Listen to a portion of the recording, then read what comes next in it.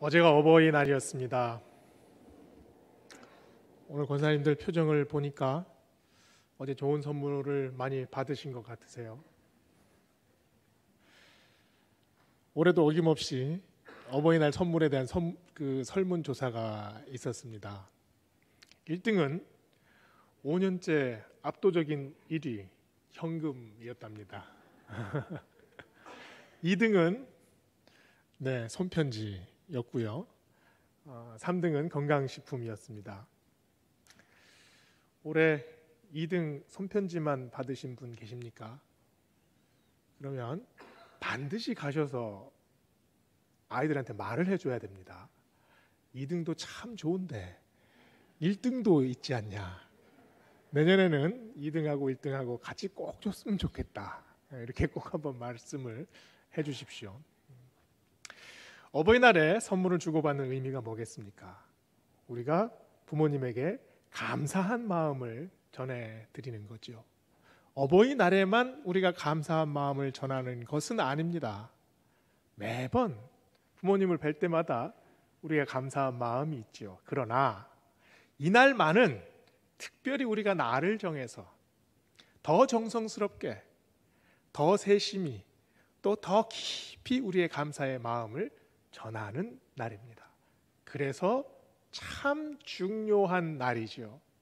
이 중요하다는 의미가 뭐겠습니까?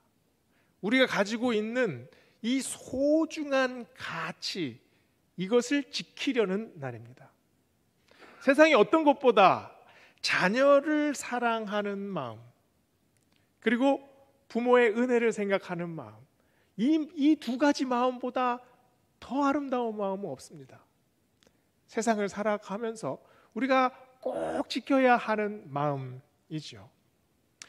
세상에 아무리 높은 정의나 또 대의를 위해 최선을 다한다고 해도 자녀를 사랑하는 마음에는 비할 바가 안 됩니다. 그리고 세상에 수없이 많은 미담들이 있습니다.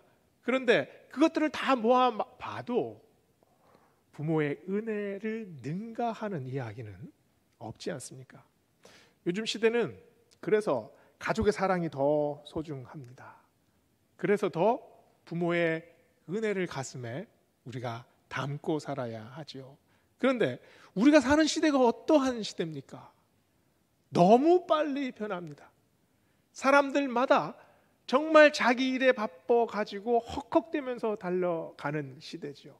요즘 우리가 사는 시대를 정보화 시대, 또 디지털 시대, 또 포스트 모던 시대라고 합니다. 이 정보화 시대라는 말 자체가 이 자녀들이 부모보다 지식의 양이 월등하게 많습니다.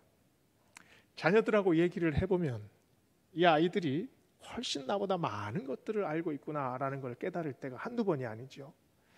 그래서 부모가 자식을 가리키는 것이 조금 멋쩍을 때가 있어집니다. 그래서 기준이 어느 순간 확 뒤바뀔 때가 있어요. 부모님이 가지고 있는 기준이 있는데 자녀들의 가진 기준과 충돌할 때가 있다는 거죠. 가정에서 그런 일들 많이 겪어보셨을 겁니다. 그리고 지금 포스트 모던 시대라는 것은 모든 사람들이 갖고 있는 각기 다양한 그 가치를 다 존중해 줘야 하는 시대입니다. 그래서 요즘 젊은이들은 굉장히 개인주의죠. 자기가 중요합니다. 옛날에는 국가도 중요하고 또 가문도 중요하고 공동체도 중요하고 가족도 물론 중요했습니다.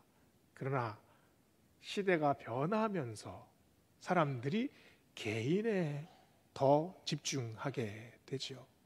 이 시대가 외부에서 급변하면 안에 있는 내부적인 가치도 점점 변하게 됩니다. 그래서 요즘 자녀들은 자기 일에 너무 바쁩니다. 그래서 부모를 돌아볼 틈이 없지요. 자꾸 거리가 멀어지는 것을 느끼지 않습니까? 자녀들은 자기 일에 자꾸 몰두해야 됩니다. 그래야 살아남으니까요. 그래서 시간은 부모와 함께 하는 시간은 점점 옅어 찌게 되지요. 그래서 영국에서는 이 외로움 장관이 있다고 합니다. 우리나라에는 여성부 장관, 복지부 장관이 있지 않습니까? 그런 것처럼 외로움만 관장하는 그런 장관이 생겼대요. 영국 전체에 70세 이상의 인구가 300만 명이 훨씬 넘는다고 합니다. 그런데 이 300만 명이 넘는 이 어르신들이 어떤 분들은 일주일 내내 한 사람도 만나지 못한대요. 그냥 자기 혼자 방에 있다가 하루 종일 방에서만 지내신다는 거죠. 이런 외로움에 시달리는 분들을 위해서 정부가 장관을 만들어서 이 복지를 시행한다는 겁니다. 영국 리버풀이 커다란 항구입니다. 이 항구에 큰 배가 이제 멀리 떠나려고 하는데 어떤 그 노신사가 이 배에 올라탔습니다. 배고동이 붕 울리고 이제 배가 곧 출발하려고 합니다. 그러자 이 노신사가 가지고 있던 가방을 그 선창장에 올려놓고 급하게 부둣가로 내려갔습니다. 부둣가에서 이렇게 놀고 있는 한 소년에게 다가가서 동전 하나를 그 소년 손에 꼭 쥐어주면서 얘야, 배가 떠날 때 네가 나를 위해서 손을 흔들어 줄 수 있겠니? 왜 이런 일이 생겨났을까요? 외로움 때문이죠. 고독입니다. 나 혼자 그 부둣가에서 떠나는 것이, 그 모습이 너무 견디기 힘든 거죠. 모든 사람들이 배웅을 받고 배웅을 하는데 너무 쓸쓸한 마음을 견딜 수 없어서 그런 것 아니겠습니까? 우리 인생의 외로움은 마치 살얼음처럼 우리에게 다가옵니다. 어는 것 같지 않지만 우리의 마음이 어느 순간 냉담해지는 것, 외로움이 우리 삶은 엄습하면 우리는 마음이 얼어붙어요. 모르고 있다가 문득 정신 차려서 나를 돌아보면 내 마음이 얼어붙어 있는 것을 깨닫게 됩니다. 얼어붙으면 단단해질 줄 알았습니다. 외로움 때문에 내가 얼어붙으면 오히려 마음에 굳은 살이 박힌 것처럼 미동도 안 하고 잘 견뎌낼 줄 알았습니다. 그러나 그 마음이 살얼음 아닙니까? 마음이 얼어붙긴 얼어붙었는데 너무 여린 살얼음으로 얼어붙은 거예요. 잠깐의 충격, 아주 작은 사건 하나에도 그냥 마음이 와장창 깨져버립니다. 잘 견딜 줄 알았는데, 잘 버텨낼 수 있을 줄 알았는데 이 마음은 그렇지가 않은 거죠. 외로움에 휩싸인 사람은 아주 작은 사건 하나에도 마음이 무너져 버립니다. 이것이 지금 우리가 느끼는 마음들이죠. 어버이 주일을 맞아서 우리가 해야 할 일이 뭡니까? 우리가 해야 할 일은 이 살얼음 위에 다리를 놓는 일입니다. 우리가 살아가면서 느끼지도 못하고 또 깨닫지도 못했는데 우리 사이에 외로움이 생깁니다. 고립이 생깁니다. 그리고 슬픈 마음이 생겨나기 시작해요. 자녀와 부모 사이라고 이런 일이 생기지 않는 것이 아닙니다. 우리가 해야 할 일은 바로 이 마음의 징검다리를 놓는 일. 자녀가 부모에게 다가올 수 있는 다리, 그리고 부모가 자녀의 마음으로 들어갈 수 있는 다리, 이 다리가 시급합니다. 우리가 자녀의 형편을 잘 알고 있습니까? 우리가 부모님들의 마음이 어떤지를 잘 헤아리고 있습니까? 오늘 말씀은 5절 6절을 보면 이런 말씀을 하나님께서 우리에게 하고 계십니다. 보라, 여호와의 크고 두려운 날이 이르기 전에 내가 선지자 엘리야를 너희에게 보내리니 그가 아버지의 마음을 자녀에게로 돌이키게 하고 자녀들의 마음을 그들의 아버지에게로 돌이키게 하리라. 아버지의 마음을 자녀에게로, 자녀의 마음을 아버지에게로. 이게 가만히 생각해보면 참 우리의 가슴을 깊이 이렇게 만져주는 말씀입니다. 그리고 이 말씀의 의미가 무엇인지를 더 알고 싶어하는 그런 마음이 우리에게 생기지요. 자녀, 이 시대의 아버지, 이 시대의 어머니, 이 시대의 자녀들은 어떤 마음을 가지고 살아가고 있습니까? 우리의 마음, 아버지의 마음과 어머니의 마음이 자녀들에게 잘 흘러가고 있습니까? 자녀들의 마음을 아버지와 어머니가 잘 느끼고 있습니까? 우리는 대화가 점점 실종되는 시대를 살아가고 있습니다. 우리가 살아가는 환경을 보면 자녀들과 정말 진지하게 만나서 대화해보고, 그리고 자녀들과 함께 정말 진한 감정을 느끼신 적이 최근에 언제였습니까? 잘 기억이 나지 않습니다.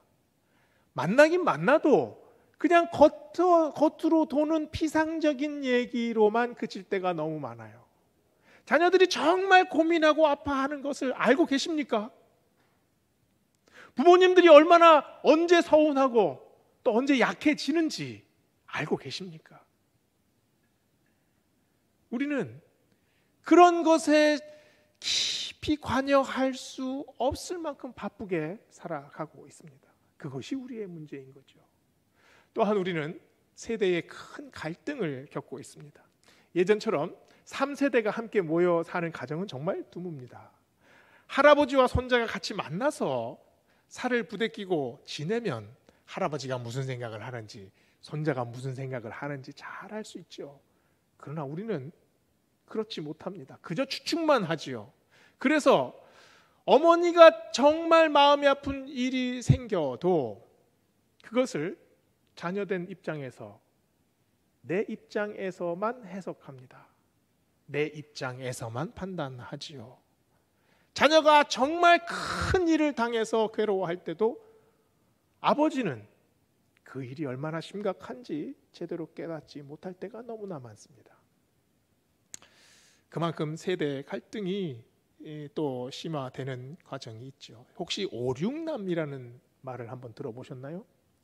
젊은 세대들이 이 50대, 60대 남성들을 비하해서 하는 말입니다.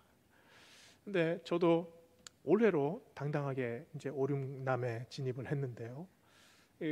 가끔씩 이렇게 그런 SNS에서 또 5, 6남이야. 역시 5, 6남이군. 이런 말을 읽을 때 굉장히 좀 불편합니다. 제가 얼마 전에 4월 달에 청년부에서 설교를 했습니다. 이제 웬만하면 제가 한 달에 한 번은 우리 청년들을 대상으로 설교를 하려고 하는데요. 제가 많이 쫄았습니다. 이 친구들이 표정이 변하질 않아요. 그래서 제가 나름대로 다짐을 했습니다. 내가 석 달 안에 반드시 한번 이 친구들을 웃겨봐야겠다. 사실 일부 예배 때는 한 달 안에 웃긴다고 말을 했는데 한 달 가지고 모자랄 것 같아요. 한 석 달은 필요할 것 같습니다. 젊은 세대들은 또 기성세대의 시선이 얼마나 또 따가운지를 알고 있죠. 기성세대들은 이 20대, 30대들을 보고 어떻게 생각합니까? 아니, 입사한 지 얼마 됐다고 뭐 벌써 사표를 내냐? 돈만 벌면 족족 여행 가요. 무조건 자기가 우선이고 무조건 현재가 우선이라고 얘기를 합니다. 그래서 젊은 세대들을 걱정하는 그런 기성세대들이 많죠. 그런데요, 이 친구들이 대한민국 역사상 가장 똑똑한 세대들입니다. 창의력이 어마어마합니다. 제가 언젠가 카페에 가서 이렇게 있었는데요. 대학생 4명이서 들어오더라고요. 그리고 조그만 탁자에 앉았는데 딱 4명이 앉자 가방에서 노트북을 탁 꺼내서 4명이서 타타타탁 이게 그 노트북을 여는 거예요. 그리고 무슨 과제를 준비를 하는데요. 옆에서 얘기를 들었는데 뭐 이 인터넷으로 뭐 유튜브에서 뭘 바로 다운받고 서로 분담을 다 해가지고 PDF 파일은 어디서 받고 위키피디아에서 뭘 조사하고 또 뭐 문서 작성은 이렇게 하고 뭘 쓰지도 않고 그냥 자기들끼리 컴퓨터로 계속 얘기를 하면서 이 작업을 하더라고요. 제가 좀 놀랐습니다. 이만큼 아이들이 창의력이 있는, 또 자기 앞에 주어진 과제를 충분히 수행해낼 수 있는 아이들이라는 거죠. 근데 젊은 세대들은 부모 세대를 보고 답답하다고 느낍니다. 그리고 부모 세대들이 하는 말이 고리타분하다고 느껴요. 그래서 아버지처럼 살지 않겠다. 딸들도 마찬가지죠. 엄마의 삶을 보면서 이 가부장적인 그 가족 분위기에서 희생당한 엄마, 부엌에서 그렇게 그냥 혼자 눈물을 쏟던 그런 엄마를 보면서 나는 정말 엄마처럼 살지 않을 거야, 이런 다짐을 하며 살아가는 딸들이 많습니다. 아리스토텔레스는요, 시학이라는 책에서 비극을 보는, 연극이지요, 그리스 비극, 이 그리스 비극을 보는 이유에 대해서 설명을 했습니다. 이 비극을 볼 때 사람들은 두 가지 감정 중에 하나를 경험한다고 해요. 하나는 공포이고 하나는 연민입니다. 그런데 어떤 사람은 공포를 경험하고 어떤 사람은 연민을 느껴요. 왜 이렇게 다르게 반응하는 걸까요? 공포를 느끼는 사람은 비극적인 사실을 보면서 그 비극적인 사실이 나에게도 닥칠까 두려워합니다. 그래서 최대한 이 비극적인 사실에서 멀어지려고 해요. 감정을 차단하는 거죠. 자기의 관심을 점점 줄여나가는 거예요. 그래서 이 공포스러운 사실로부터 점점 달아나려고 하는 것. 반면에 연민을 느끼는 사람이 있습니다. 연민을 느끼는 사람은 어떤 느낌을 가지고 있나요? 그 사건으로 들어갑니다. 비극적인 사건이 막 벌어지는데 거기에 내 마음을 쏟아요. 그 사람들과 함께 하는 거죠. 여기서 뜨거움이 생겨납니다. 저 사람은 불행하고 저 사람은 고통받았는데 나와 동떨어진 인생이 아니라 나와 같은 사람이라고 느끼는 겁니다. 내가 그 안으로 들어가는 거죠. 아리스토텔레스는 비극의 목적이 여기에 있다고 말합니다. 사람들에게 연민을 느끼게 하는 것. 그래서 아프고 힘들고 어려운 사람과 함께 하려는 마음이 세워지는 것. 이것이 비극의 목적이라고 이야기합니다. 가정에서 어려운 일이 생깁니다. 참 정말 힘든 일이 벌어져요. 그러면 부모님들은 어떻게 합니까? 공포를 느끼나요? 자녀가 정말 큰 중한 병에 걸렸어요. 그러면 그 공포 때문에 자녀를 잘라냅니까? 자녀의 일에 관여하지 않기 위해서 잊어버립니까? 부모님들은 최대한의 연민을 극대화합니다. 그 말은 자녀의 삶에 완전히 몰입되어서 완전히 빠져드는 거죠. 자녀를 살리기 위해서 어떤 부모들은 전 재산을 다 팔기도 합니다. 직장을 그만두기도 하고요. 그리고 직장에 사표를 내고 1년이고 2년이고 옆에 이 자녀를 간호하기 위해서 자기를 희생하는 부모도 있습니다. 그러면 자녀들은 어떤가요? 자녀들은 부모가 당한 이 희생 똑같이 따라할 수 있습니까? 자녀들은 힘들어합니다. 그리고 주저해요. 그러면 부모님들은 자녀들의 마음을 너무나 잘 알고 있고 자녀들은 부모의 마음을 아직 잘 모르는 건가요? 자녀들은 부모의 마음을 알아가고 있는 중입니다. 심순덕님의 시 중에서 어머니는 그래도 되는 줄 알았습니다 라는 시가 있지요. 아주 유명한 시예요. 찬밥 한 덩어리로 부뚜막에 앉아 점심을 때워도 어머니는 그래도 되는 줄 알았습니다. 한겨울 냇물에 맨손으로 빨래를 방망이질 해도 어머니는 그래도 되는 줄 알았습니다. 배부르다 생각 없다 식구들 다 먹이고 굶어도 어머니는 그래도 되는 줄 알았습니다. 외할머니 보고 싶다, 외할머니 보고 싶다, 그것이 그냥 넋두리인 줄만 알았는데 한밤중 자다 깨어 방구석에서 한없이 소리 죽여 울던 어머니를 본 후론 어머니는 그러면 안 되는 것이었습니다. 자식들은 서서히 알아가게 됐지요. 처음에는 아버지를 닮고 싶지 않아 합니다. 그러나 시간이 지나면서 자기가 아버지를 닮아 있다는 사실을 깨닫게 됐죠. 처음에는 어머니를 싫어했습니다. 그런데 시간이 지나면서 자기가 어머니처럼 되어가는 것을 알아가요. 이것이 뭡니까? 아버지가 처했던 상황, 그 상황에서 아버지가 다 했던 최선을 자기가 알게 된 겁니다. 그래서 이제는 미워하는 아버지가 아니라 이제는 존경하는 아버지가 되죠. 아니, 엄마는 왜 맨날 밥풀을 묻히고 그렇게 다녀?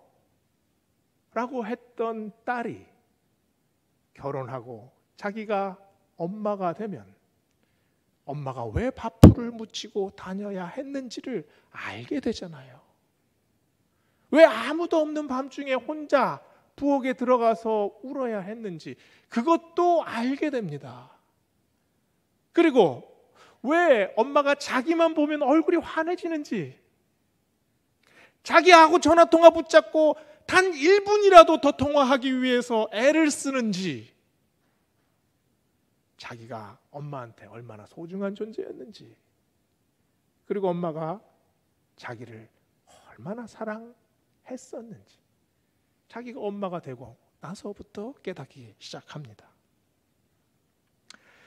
부모님들은 오래 참죠. 잘 견딥니다. 그리고 모든 것들을 용서해 주지요. 자식이 급한 일이 생기고 어려운 일이 생기면 누구보다도 먼저 달려갑니다. 부모님의 마음에 바로 하나님의 마음이 있기 때문입니다. 우리가 어머니라고 불렀을 때 그 짧은 한 단어 어머니라는 말 속에 무엇이 녹아 있습니까? 세상에서 나를 이해해 주는 단 한 사람, 세상에서 나를 아무 조건 없이 사랑해 줄 수 있는 단 한 사람, 그 마음이 어머니라는 이 한 단어에 녹아 있습니다. 그 단어에 바로 하나님의 사랑이 묻어 있죠. 우리는 어머니의 사랑을 통해 하나님의 사랑을 더 깊이 깨달아갑니다. 어머니가 우리에게, 아버지가 우리에게 부어주신 그 사랑을 통해 우리는 하나님의 사랑으로 거슬러 올라가게 되지요. 오늘 말씀 구약의 마지막 책 말라기, 그 말라기 중에서도 마지막 구절입니다. 구약의 그 무수한 하나님의 말씀들 중에서 가장 마지막 부분에 있는 말씀, 구약의 마침표라고 할 수 있는 말씀입니다. 하나님은 왜 이런 말씀을 주셨을까요? 말라기 선지자는 에스라와 느헤미야 바로 직후에 말씀을 선포했던 선지자입니다. 에스라와 느헤미야는 포로에 귀환해서 이스라엘 백성들의 회개 운동을 이끌었죠. 말씀을 다시 세웠고요. 그리고 성벽을 다시 세워갔습니다. 그러나 에스라와 느헤미야와 함께 신앙 개혁을 하려 했던 것이 또다시 실패하고 맙니다. 이스라엘 백성들은 또다시 타락했고요. 또다시 죄악으로 빠졌습니다. 말라기 말씀에 보면 이 이스라엘 백성들의 한탄과 탄식이 마치 강처럼 흘러갑니다.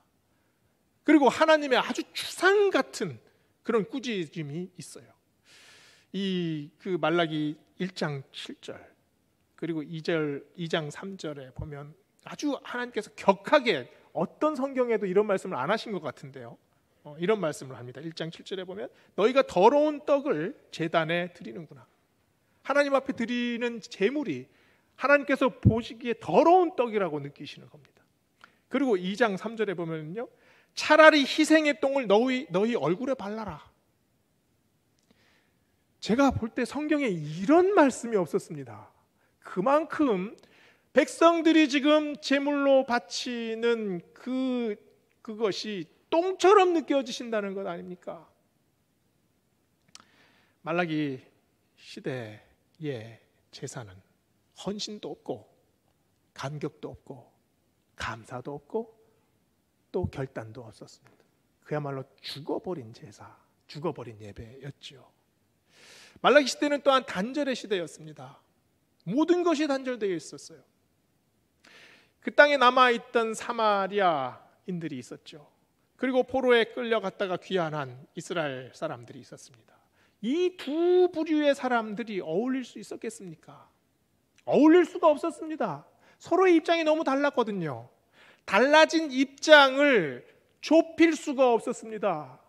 서로 다른 이해, 서로 다른 판단, 서로 다른 이익, 서로 다른 계획, 너무너무 갈라질 수밖에 없었죠.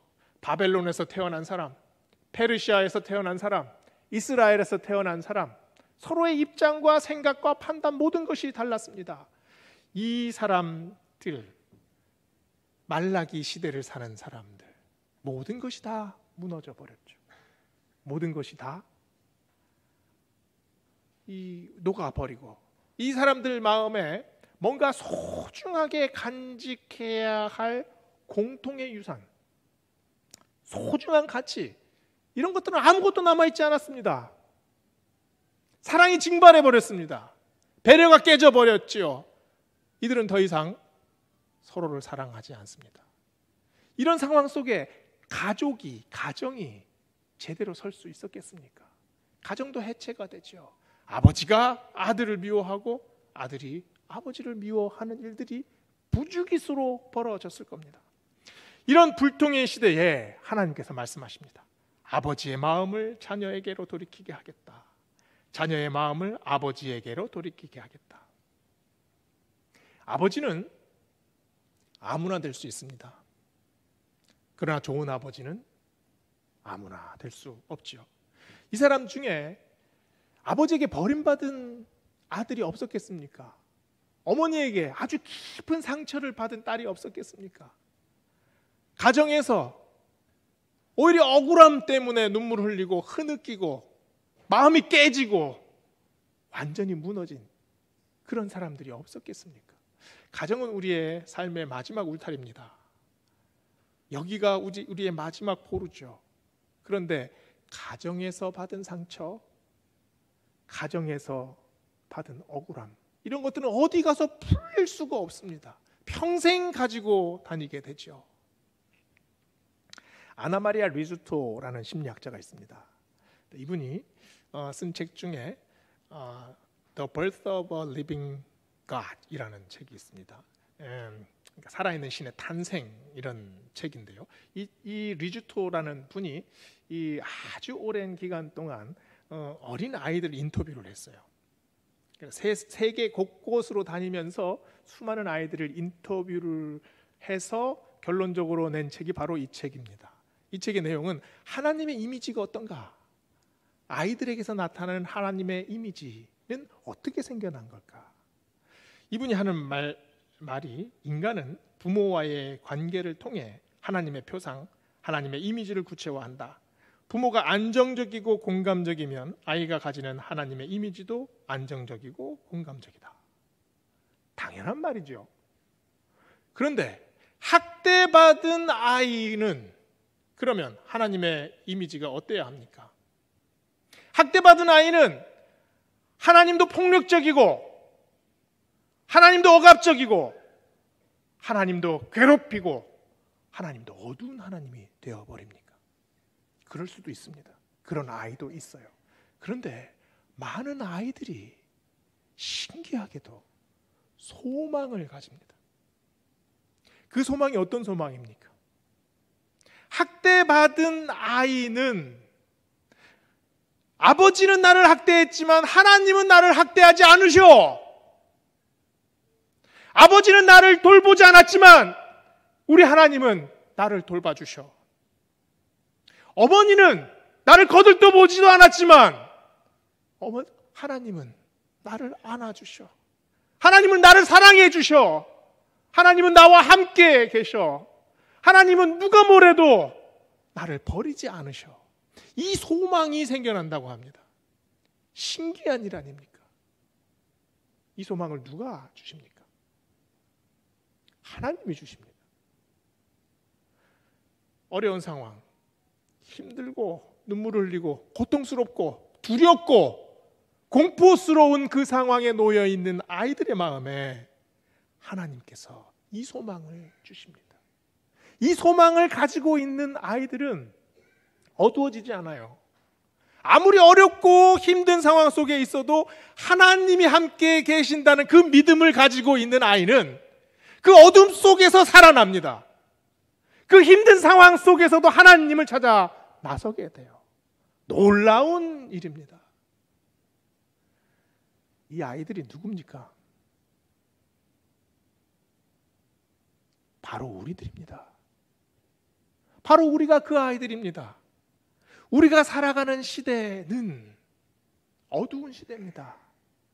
우리는 이리 치이고 저리 치이는 그런 세상의 각박함 속에서 살아갑니다. 어디를 둘러봐도 선한 것이 보이지 않아요.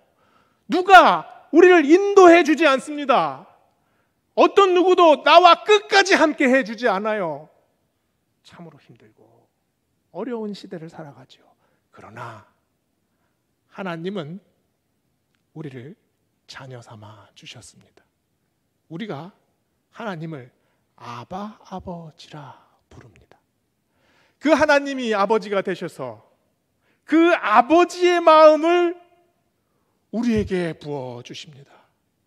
하나님의 그 무한하신 사랑의 마음을 우리의 삶 속으로 부어주신다는 말이에요.